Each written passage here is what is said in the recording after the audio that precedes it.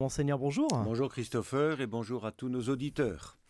Dimanche dernier, le pape François a annoncé la création de 21 nouveaux cardinaux. Parmi eux, l'archevêque de Marseille, Monseigneur Jean-Marc Aveline. Il rejoint 4 autres cardinaux français, André XXIII, archevêque émérite de Paris, bientôt octogénaire, Jean-Pierre Ricard, archevêque émérite de Bordeaux, Philippe Barbarin, archevêque émérite de Lyon et Dominique Mamberti, préfet du tribunal suprême de la signature apostolique. L'archevêque de Marseille sera donc le seul cardinal français à être à la tête d'un diocèse. Je reprends. L'archevêque de Marseille sera donc le seul cardinal français à la tête d'un diocèse. Dans un premier temps, Monseigneur, quelle est votre réaction suite à cette nouvelle, à cette nomination ?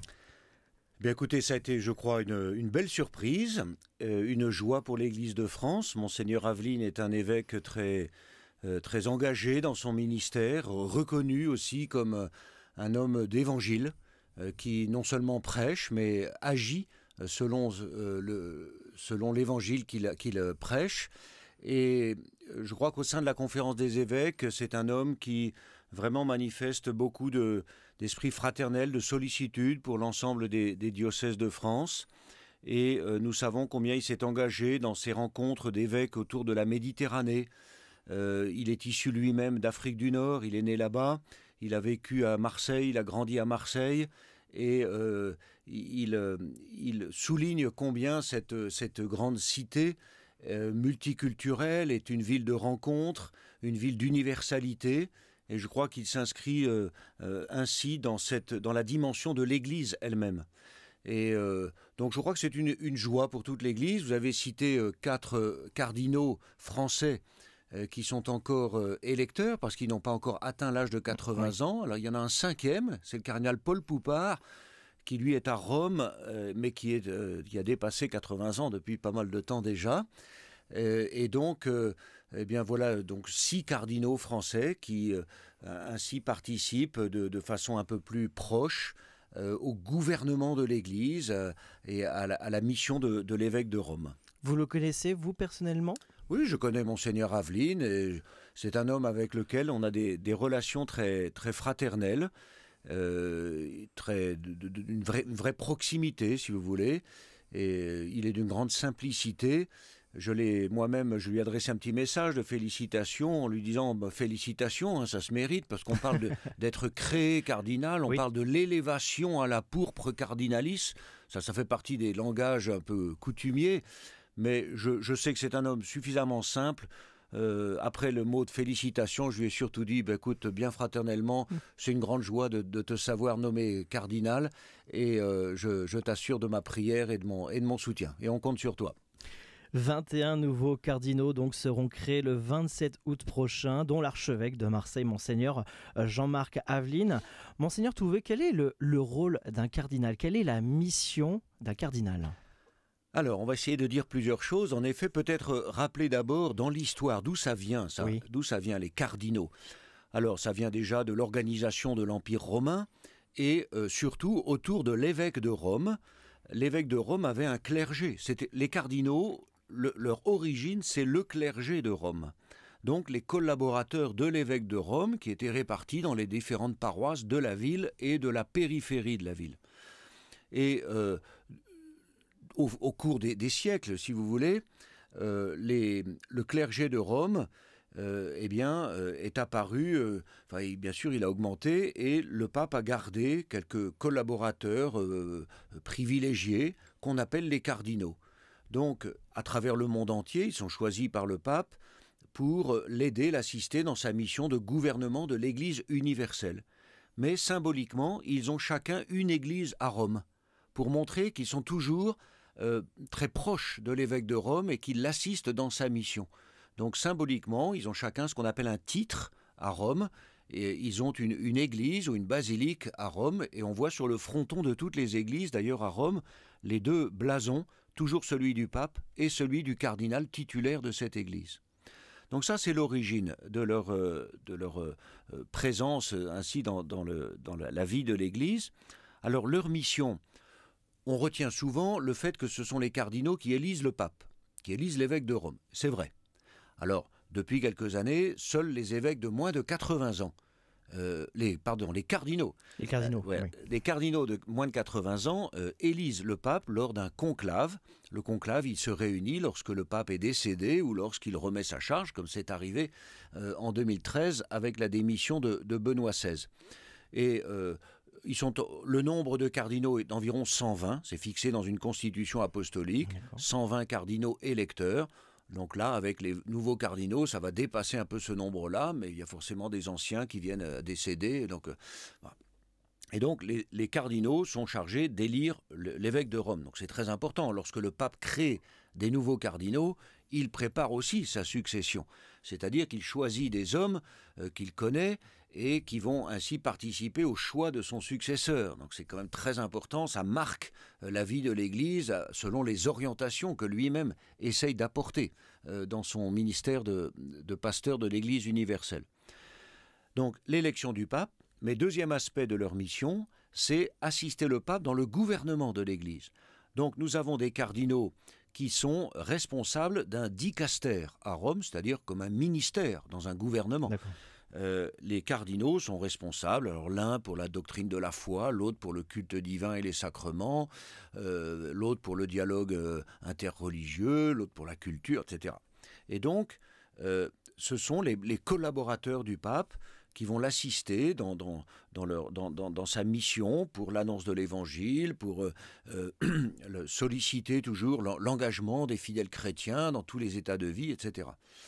Et ils sont assistés eux-mêmes dans leur propre dicaster par tout un ensemble d'autres cardinaux ou d'évêques du monde entier.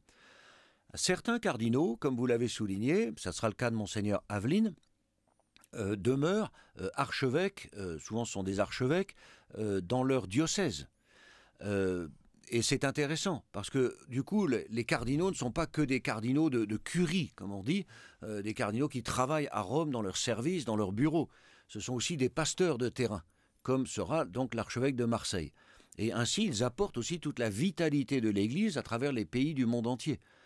Alors, il y a eu des années et des siècles pendant lesquels il y avait beaucoup de cardinaux italiens, et depuis le pape Jean-Paul II, on voit très bien une évolution du collège des cardinaux qui s'est internationalisé davantage, et le pape François met un accent très très fort encore sur cet équilibre entre tous les continents. Voilà, dans les grandes lignes, ce qu'on peut dire des cardinaux, sachant que certains ne sont pas évêques.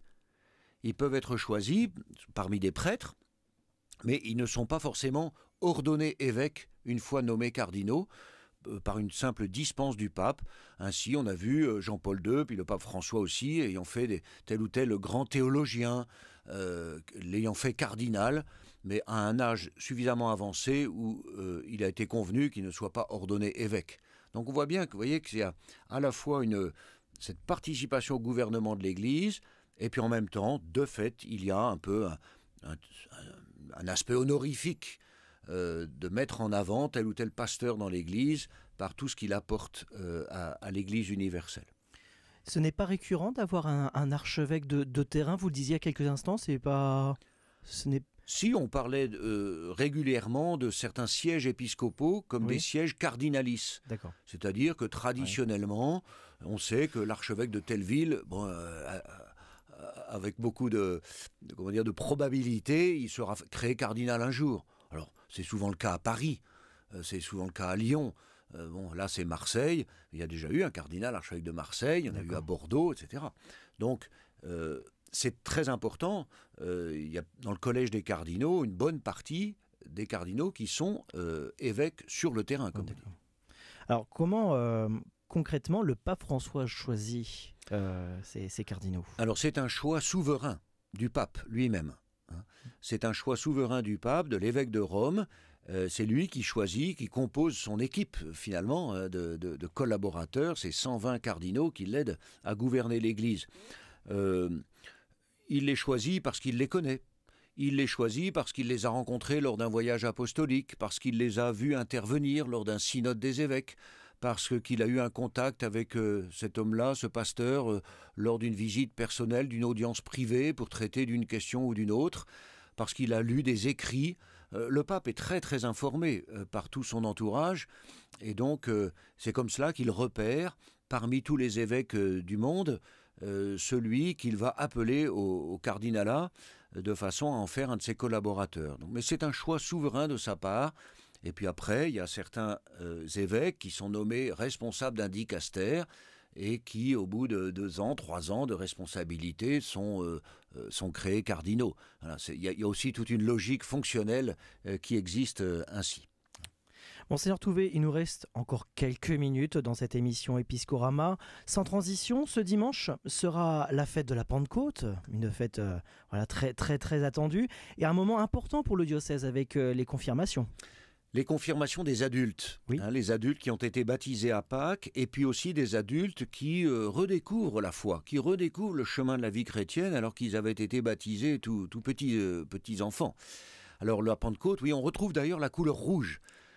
C'est l'habit des cardinaux qui signifie leur engagement total jusqu'à la mort, et en même temps leur ouverture au souffle de l'Esprit Saint pour gouverner l'Église. Eh bien, on retrouve la couleur rouge des ornements liturgiques pour la Pentecôte. C'est vraiment cette célébration de l'Esprit Saint qui est donné à l'Église et qui nous envoie tous en mission dans le monde pour l'annonce de l'Évangile. Donc moi, je me réjouis de donner le sacrement de confirmation à une trentaine d'adultes ce dimanche matin à la cathédrale. Toujours une très très belle célébration, très émouvante, et je dis souvent d'ailleurs aux parrains marraines, aux membres des familles, à tous ceux qui participent à la célébration, que tout le monde reçoit le don de l'Esprit Saint. Il y a les confirmés du jour, mais c'est toute l'Église qui est revêtue de cette force sainte pour être renouvelée, et que chaque chrétien soit renouvelé intérieurement et s'engage, se remette debout, se remette en route pour participer à la mission de l'Église. Donc je suis heureux de célébrer cela et d'appeler tous ceux qui m'écoutent en ce moment à participer, à donner généreusement leur vie pour le Christ, pour l'annonce de l'Évangile, car c'est lui qui donne sens à notre vie.